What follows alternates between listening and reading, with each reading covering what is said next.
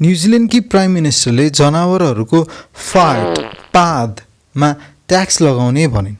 न्युजिल्यान्डमा सबैभन्दा बढी green house gas इमिसन्सहरू एग्रिकल्चरबाट आउँछ र सबैभन्दा बढी डेरीका लागि प्रयोग गरिने गाईहरूबाट। लगभग 22.4% ग्रीन हाउस ग्यास इमिसन्सहरू डेरी क्याटलबाट हुन्छ। एउटा गाईले दिनमा 220 पाउन्ड मेथेन पाद अथवा डकारको रूपमा उत्पादन गर्छ र न्युजिल्यान्डमा 60 लाख गाईहरू छन्।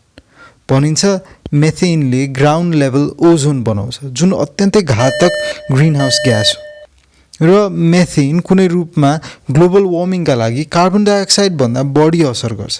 भनिन्छ यी डेरी क्याटलहरूको खानामा 3% सम्म एक प्रकारको सीवीड समुद्रमा पाइने झाडी राखेमा मेथेनको इमिसन्सहरू 80% भन्दा कम गर्न सकिन्छ।